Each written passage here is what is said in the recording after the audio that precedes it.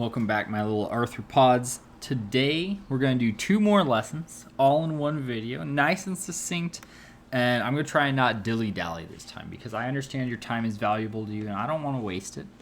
But we're going to talk about inverses today. So inverses are basically just like what they sound like. They're the reverse of what you were doing. So we're going to talk about 2 things. We're going to talk about finding inverses graphically. This is super straightforward. It's pretty hard to mess up, and you have multiple choice questions, so it's doubly hard to mess up. Then we're also going to talk about finding inverses algebraically. Algebraically. All right, there we go. I hope that's spelled right. Which means we're going to muddle about with some equations. That part can be a little bit more difficult, but I have faith in you, and I think you can muster the courage to try and do that. If not, go into the WebEx and ask for help. That's what I'm here for. All right, let's dive into it. So, first of all, let's talk about some vocabulary before you get to like, wait, what does that mean, right? So, 2 relations or functions are inverses if they quote-unquote undo each other. All that means is if I plug something into F, I'll get something. If I take this something and then I plug this into G, then G will take me back to where I started. Okay? So G will undo F. It's like if you add 3 and then subtract 3, these are inverses of each other and they cancel each other out, and then there's no change. That's what we mean by an inverse. So adding and subtracting are inverses of each other. Multiplying and dividing are inverses of each other. Squareds and square roots are inverses of each other. So we're going to do some inverse functions. Okay. When you do inverses, what this does is it swaps their domain and range. Don't worry too much about that right now. All you want to know is that if things are inverses, it means their x's and y's are swapped. And that's going to make a lot more sense when we look at a graph. But let me kind of describe it to you a little bit first. An example is if you have an ordered pair AB. Let's even put some numbers in here. Let's say our ordered pair is 2, -3. If we have the ordered pair 2, -3, and then we put it into an inverse, the ordered pair we're going to get from that inverse will be -3, 2. So all the inverse does is it takes your ordered pair and it switches those spots of the 2 numbers. Notice the -3 is still a -3. It doesn't make it positive or anything weird like that. All it does is switch the positions of the 2 numbers. When we're talking about an inverse, there's 2 ways that we're going to see that. We're either going to see it as y to the -1 power or f to the little -1 power of x. This one I will try and stay away from. I think this is bad notation. So I'm probably going to write it like this more often than not. But realize either one can be used as an inverse. Okay, so f -1 of x. This would be our inverse of x. So if you want to say this out loud so that someone knows what you're talking about, we would say that this thing is the inverse of f. And that's how you would say that out loud. Ooh, I apologize. My dog's getting mad about something. Sorry, I took care of her. She won't be a problem anymore. All right, let's talk about the inverse of these real quick. Just quick examples so that you guys are confident and you see exactly what we're talking about. If I want the inverse of these 3 points, all we're going to do is take all of these numbers and switch their positions in the ordered pair. So the inverse of 4, 5 would be 5, 4. The inverse of 6, 7 would be 7, 6. And the inverse of 8, 9 would be 9, 8. Okay, and you're going to say, but what if they're not numbers right next to each other? Maybe it's special, right? I'm not showing you any special examples. These are just random numbers. Let's really hammer it home with these sets of random numbers. The inverse of negative 1, 0 is 0, negative 1. The inverse of negative 2, 1 is 1, negative 2. The inverse of negative 3, 2 is 2, negative 3. The inverse of negative 4, 3 is 3, negative 4. And the inverse of negative 5, 4 is 4, negative 5. Okay? All we're doing is switching the numbers. Notice the 4 stays negative, the negative 5 stays negative, and all that. You're not changing signs. Let's talk about a fraction one, right? Just so that you're sure that those aren't weird either. If we had an ordered pair 1/4, negative 2, the inverse of this would be negative 2, 1/4. Okay? Nothing changes. All we do is switch the order of the numbers. Okay? We're going to use this property of inverses to find inverse graphs pretty easily. So let's go ahead and look at some graphs. I think, let's see, how many do we have? Total of 5, I believe. Yep. So we're going to look at 5 graphs and find their inverses. So the first thing you want to do, let's go ahead and write down some steps. Step 1 is identify, ID, some ordered pairs. Okay. When you do this, make sure that you're getting ordered pairs that land nicely on this grid. Ooh, if I could just draw a grid, all right? For example, this ordered pair, that's not very nicely on the grid. It's just sort of on the graph. Whereas this ordered pair right there, that thing is definitely at 1, 0. Okay, so you want to make sure that they're on a grid. They're not just some random nonsensical ordered pair. Make sure they're easy to read for you. Don't make your life harder than it has to be. And remember, ordered pairs are X, Y. Okay. Let's talk about what I mean by sum also while we're on the topic. When I say sum, I mean generally 3 or more. Technically, for a straight line, we only need 2. But a rule of thumb is the more curvy your graph is, the more ordered pairs you need to get a good idea of what the inverse will look like. So this one, we could just take, say, that ordered pair and that ordered pair, and that would be enough to get us the inverse. Because this one is curved, we might want to take this one, and this one, and this one, and maybe that one. Because it's curved, and we need to make sure we get a good curve on our inverse. Okay? So we're going to have to go ahead and find some ordered pairs. So let's start by doing that. Let's do blue. Okay. So for this linear one, we call it linear because it's a straight line. We'll do 3 just so we're following the rules I gave you. So this ordered pair would be negative 1, 4. Remember, it's the x value first, then the y value. This one right here would be 1, 0. And then this one right here would be 2, negative 2. Okay. The second step to finding your inverse is reverse the ordered pair from step 1. Okay, so we're going to take x, y, and then we're going to turn it into y, x. So I'm going to come back up here to my ordered pairs. Let me move them off the graph so they're not in the way. We're going to reverse these now. We're going to inverse them. So let me do that in red so that we can tell which ones the inverses are. So we're going to take negative 1, 4, and we're going to turn that into 4, negative 1. We're going to take 1, 0, and we're going to turn that into 0, 1. And then we're going to take 2, negative 2, turn that into negative 2, 2. Our last step, oh, that's the wrong button.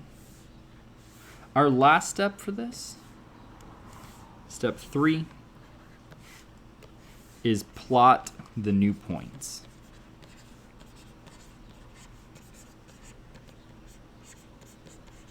That's an ugly N, but you'll have to forgive me. I'm a math teacher, not a handwriting teacher.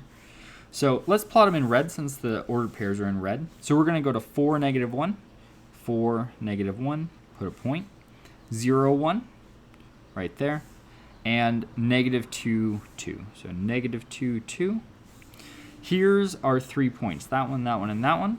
Once you have your inverse pointed, or not pointed, pardon me, plotted, then we're going to draw as straight a line as we can through all of those. I think maybe you're right about there. There we go. So this red line is the inverse of this line right here. All right, let's go ahead and do this graph as well. Let's grab green. Okay, we'll use that point. So we're going to start by finding some ordered pairs. I'm going to do 4 on this one because it's a little curvy. So we're at -5, 0. We're at 0, 1. We're at 1, 2. And we're at 2, 4. Okay, so that's step 1. We found some ordered pairs. Step 2 is inverse them.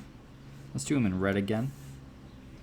So we're going to take these ordered pairs and we're going to reverse the order of the numbers.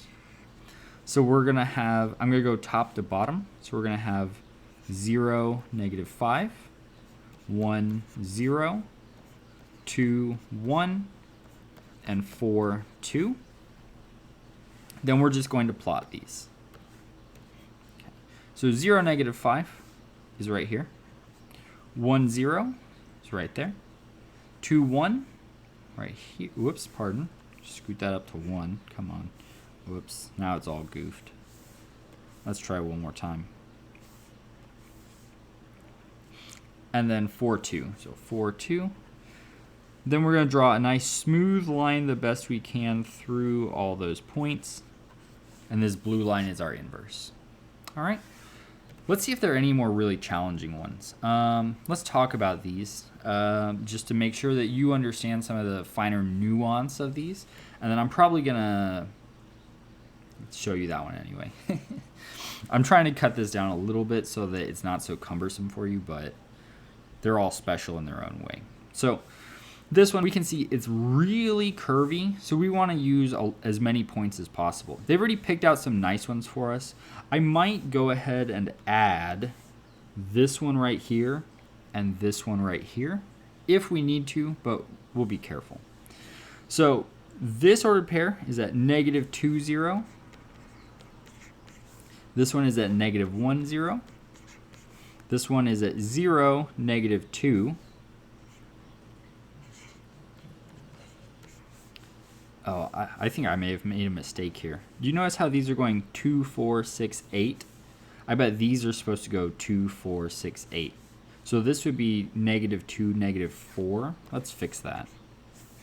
So this would be -4, and then this would be -2. Okay. Then this one will be at 2, 0. All right. We're going to inverse those by switching the order of the numbers.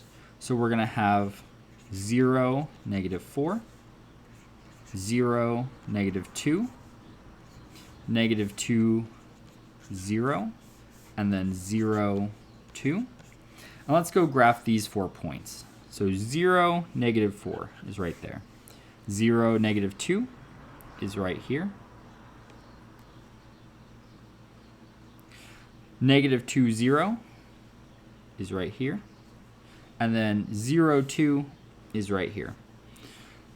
Just looking at these 4 blue points, it looks a little hard for me to tell where exactly these curves are, right? Does it curve like this? Not, right? Or does it curve like that? It's kind of hard to tell because these don't give us a good idea of the pattern. So what I'm going to do is I'm going to go ahead and add this point and this point just so I have a better idea of what points I'm aiming for.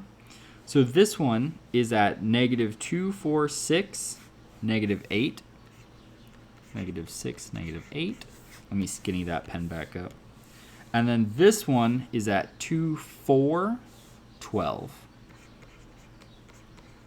All right. So we're going to go ahead and inverse those ones as well. So we're going to be at -8, -6, and then 12, 4. So let's graph these. -8, -6. I'm going to go left 4 and down 3. 1, 2, 3, 4. 1, 2, 3. So we're aiming right about there. And then 12, 4. We're going to go right 6 and up 2. 1, 2, 3, 4, 5, 6. 1, 2. We're kind of aiming for that. This gives me a better idea. I'm going to come from this point out here. We're going to go like this. Do you see how having those 2 extra points kind of tells me what the graph does after these weird end pieces? So sometimes you might have to add a couple extras on there just to make it easier for you to tell what's happening. Okay. So there's our new graph. All right, I'm going to go ahead and erase this so that it's not so cluttered for this one. Okay. What's important about this one is that it stops right there at that ordered pair. One thing that I see students do, and I'll show you how to do it wrong and then correctly once we look at the answer, but students will graph the inverse of this point and then they'll just continue on through it and they'll add this weird tail to the graph that wasn't on the original. The inverse can't have a tail if the original doesn't have a tail, so we need to be really careful about not adding pieces to the graph that don't exist. So let's look at our ordered pairs first. We're at 2, -4. We're at 3, -3. And then this is a nice easy point to read off. We're at 6, -2. Okay. So our endpoint, let me go ahead and box this in green, is at 2, -4. This one is the endpoint of the original graph. So when I inverse this, so I get -4, 2, this one needs to be an endpoint on the inverse. We can't go past this. So let's find our other 2 inverses. It'll be -3, 3 and -2, 6. And we're going to plot these. So -2, 6, -3, 3, and -4, 2. -4, 2 is the endpoint. So this one is going to be the end of our graph, which means I'm not going to keep going this way. I'm going to start there and then curve away from it. Notice how the new graph stops at that endpoint. It doesn't continue on past it. We don't have a goofy looking tail hanging off. Don't add this tail. That's bad. It's wrong. You're not supposed to do that. Come to think of it, your homework's probably multiple choice, so you probably can't add it, but if it has you graph anything, do not add the tail. All right. Now, this question asks us to determine if they are inverses. All right. So really, they're just asking us to check that someone did the inverse graph correctly. So the way we're going to do that is we're going to pick one of these 2 graphs. I'm going to pick this one. Okay. We're going to find the inverse of this graph and just make sure the points land on top of this other graph. If I miss even one time, it is not the inverse. Okay. So we're going to find points for one graph, 2, inverse them,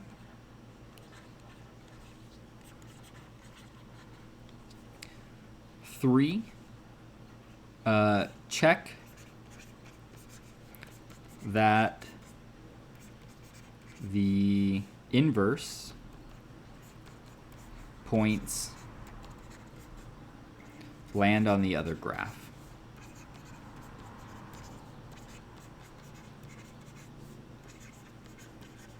Okay. And then maybe we'll put like a little footnote here, star.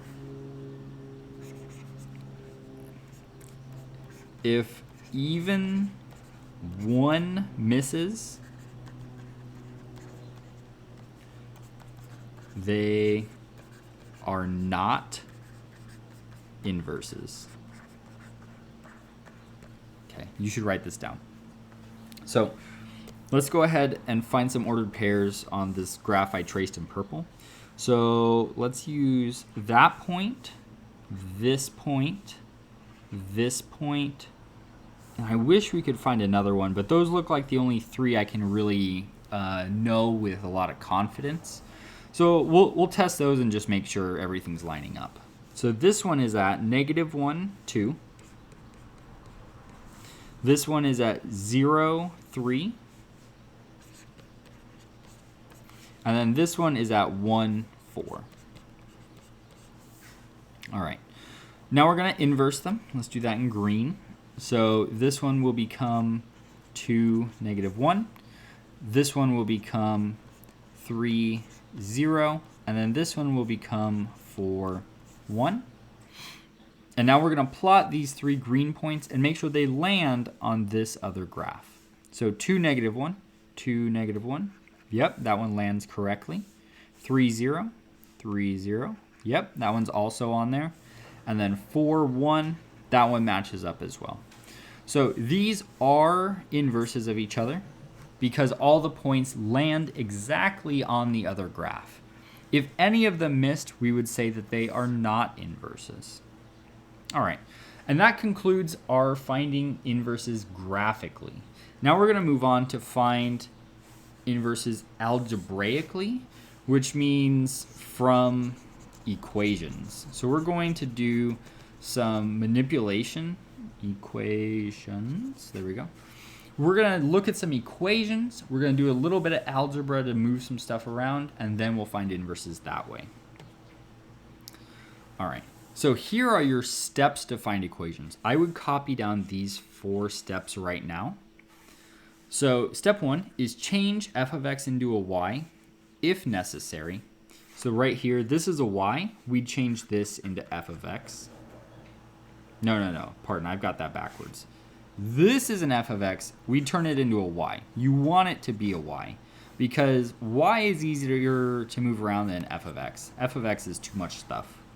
This one is already a y, so you could just leave it a y. Step 2 is switch x and y. We're going to swap their positions.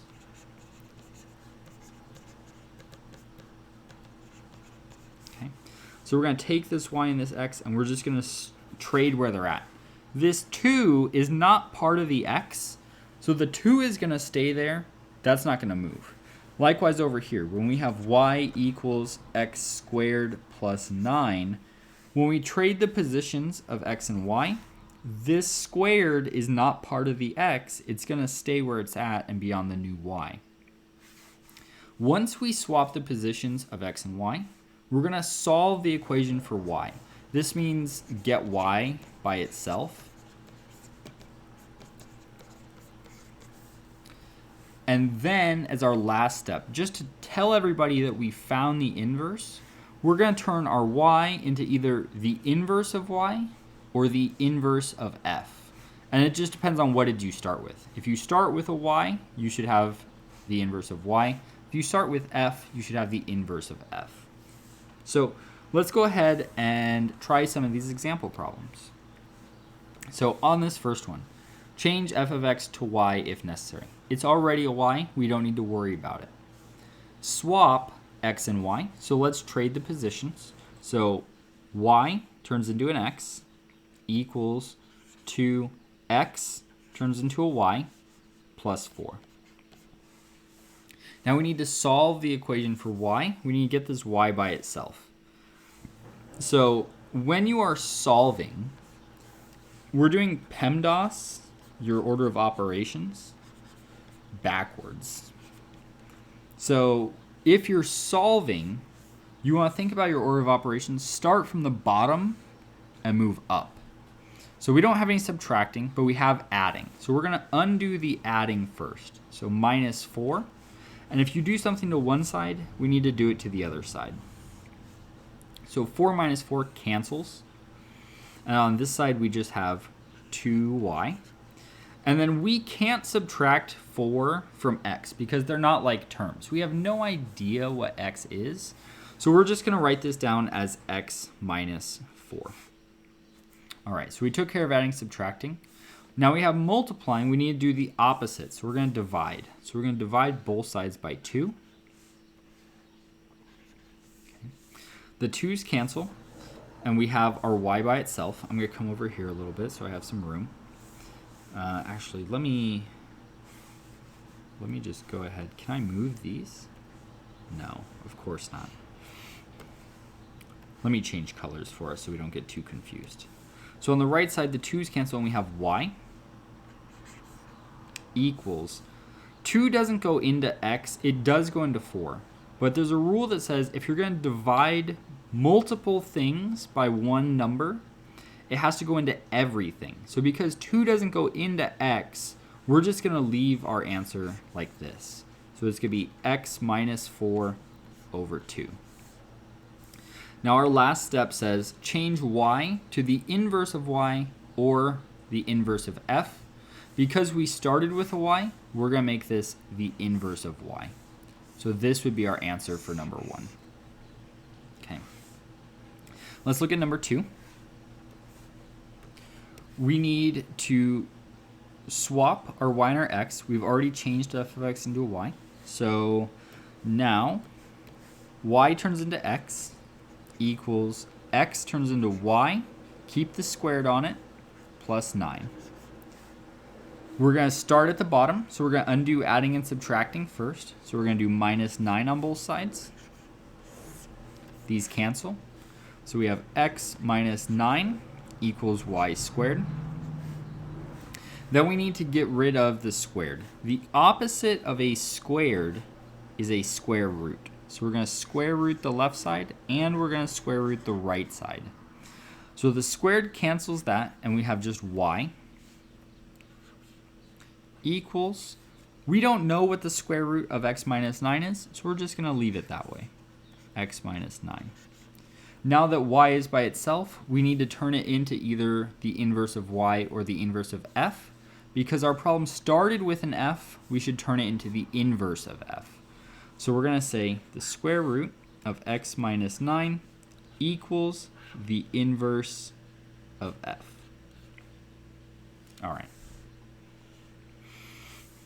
Let's look at number 3, then we'll do number 4, and I think maybe we'll try one of these more challenging ones, and then we'll verify.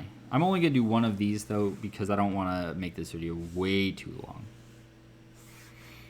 All right. First step, change f of x to y. It's already a y. So we can just go ahead and swap the position of x and y. So we're going to have x equals 1/2 y plus 10.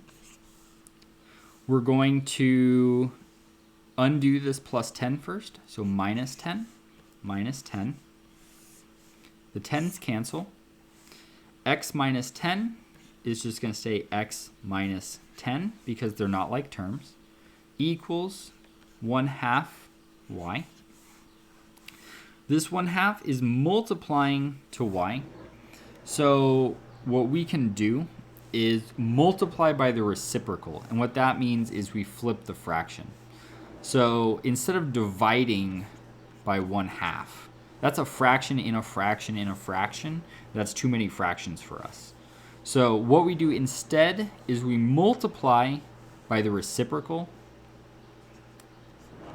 So this 2 on the bottom cancels the 2 on the top, and this 1 cancels the 1. So we have just y left over here.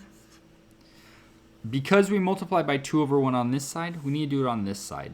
But let's do it intelligently. What is 2 divided by 1? It's just 2, right? So we're going to just multiply by 2. So we'll distribute our 2 in. So we have 2x minus 20, and that's y. Now our very last step is change y to the inverse of y, because it started as a y. So our answer is the inverse of y equals 2x minus 20. All right, just 2 more to go. I know up there it says change f of x to y, but really does mean change the function name to y. So even though this is g of x, it's the same process. We'll turn that into a y really quick. Okay, so we changed our function into a y. Now we're going to swap the position of x and y. So we're going to have x equals the square root of 5y minus 15. Now we're going to solve for y. I know that I said start with adding and subtracting, but this subtracting is inside this radical. So it's kind of like it's in jail from the radical. We have to bust this thing out of jail first before it can move. And that's the rule. So we have to undo the square root first because this is trapped by it. So let's undo the square root first. The opposite of a square root is squaring something. So we're going to square both sides. On the left side, we just get x squared equals the square root cancels the squared, and we have 5y minus 15. Now we do the reverse order of operation. So we're going to add 15 on both sides. These cancel. So we have x squared plus 15 equals 5y. Now we need to get rid of this times 5, so we're going to divide both sides by 5. And when you do this side, we have to divide the whole side by 5, not just one piece. So this cancels, and we get y equals 5 doesn't go into x squared, so we can't divide the 15 by 5. So this is just going to stay the way it is here. X squared plus 15 all over 5. Then our last step is, because this started as a g of x, we have to turn it back into a g of x, but make it the inverse. So we're going to put the inverse of g equals our equation, x squared plus 15 over 5. All right. Let's see. Which one of these looks trickier to me? Let's do number 5, and then I'll talk about how do we undo a cubed. Okay. So step 1, change h of x into a y. So we have y equals 4x squared minus 1 over 6. Now we have to swap the position of x and y. So we're going to have x equals 4y squared minus 1 over 6. All right. Now we need to get the x by itself. Again, I understand that I said reverse order of operation, so we should undo the one first. But you want to think about this top thing being in parentheses and trapped by this divide by 6. So we need to get rid of the divide by 6 first. So we're going to multiply both sides by 6. Okay. These cancel. We have 6x on this side equals 4y squared minus 1. Now we can undo the minus 1 because there's nothing holding it on this side. So we're going to add 1 to both sides. 1 and 6x still aren't like terms, so we're going to have 6x plus 1 equals 4y squared. Now we need to get rid of this times 4, so we're going to divide both sides by 4. The 4's cancel. 4 and 6 can reduce, but 1 and 4 can't. So because we can't reduce everything, we're not allowed to reduce any of it. So it's going to stay like this. So we're going to have 6x plus 1 over 4 equals y squared. Now to get rid of the squared, we're going to take a square root on both sides. So we're going to square root this side. When you square root the left side, make sure that your square root encloses the whole thing, including the divide by 4. So over here, the square root cancels the squared, and we have y. Over here, We don't know the square root of 6x plus 1, so that's going to stay the square root of 6x plus 1. But we do know the square root of 4.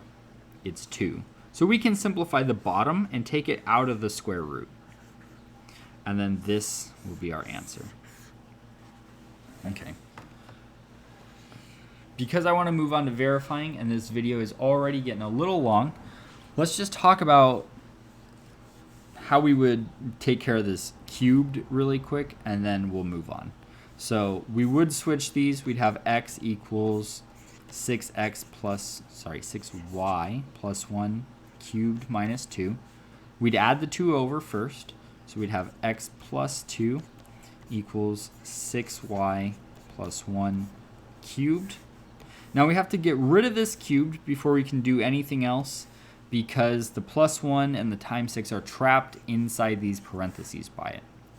The opposite of cubing something is a cube root, which is a square root, but with a little 3 on that like pedestal thing there.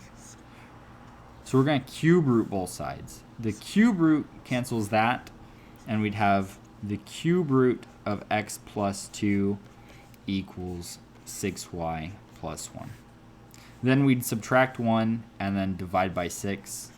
So subtract 1. Because this is inside a cube root, the minus 1 can't interact with it. So we'd have the cube root, whoops, put the top on there, x plus 1 minus 1 outside the cube root equals 6y. And then divide by 6 and just put that whole thing over 6. So then we'd have the inverse of y equals the cube root of x plus 1 minus 1 outside the cube root, all divided by 6. And I know I said I wasn't going to do the whole thing, but there's the whole thing. So last thing we want to do is talk about how do I verify that two functions are inverses. So they want us to figure out is this function the inverse of this function? So the way that we can check that is we do a composition of functions the same way we did in lessons 0.3 and 0.4, the ones that you did yesterday, or I think on Friday, but you know, the last one we did. So we're going to do a composition. We're going to do f of g of x. If we do this and it equals just plain x, then bingo, they are inverses. If you get anything but x, if f of g of x does not equal x, so let's say it's like 2x, or it's x squared, or it's anything except x, they are not inverses. Okay? So we're going to take this, we're going to plug it into x, and we're going to simplify and see if we get just plain x. So let's go ahead and do that. So f of g of x equals, we're going to start by writing the f function, except where the x is, we're going to put parentheses. So we're going to have 3 over 4 parentheses. I'm going to make them pretty big because I got to put that whole function in there, minus 6. And then we'll plug in our g function right there. So 4 over 3x plus 8. Now we just simplify this. We're not moving anything to the other side. Nothing's getting solved for. We're just simplifying. So everything is going to stay on this side of the equals. First, we're going to distribute our 3 over 4. So 3 over 4 times 4 over 3. The 3 cancels the 3. The 4 cancels the 4. And we have just x left. That's looking good so far, right? Now 3 over 4 times 8. You can put that in your calculator. 3 over 4 times 8. The way you would do this by hand is you make it 8 over 1. You multiply straight across, and we get 24 over 4. And then you divide 24 by 4, and you get 6. So this would be plus 6. Bring down your minus 6 from the outside. Now, 6 minus 6, this is a pair of like terms, and we can combine them. So 6 minus 6 is 0. They cancel out, and it equals just x. So these are inverses. And that's how you check. All right, so I'm going to go ahead and end this video where we're at. That's pretty good. 40 minutes for 2 whole lessons. Maybe I'll hopefully remind you to say something like, at 20 minutes, pause it, go get a drink of water, go to the bathroom, take a lap around your house, and then come back. But hopefully this wasn't too tricky. If it was, go to the WebEx, say, Mr. Barton, that was a lot of stuff. Can you please go over some of this with me? I didn't really get it. So hopefully it's not too bad, but if it is, make sure you let me know. Tell me you need help, and I'd be happy to go over some example problems with you. Until next time, have a great day.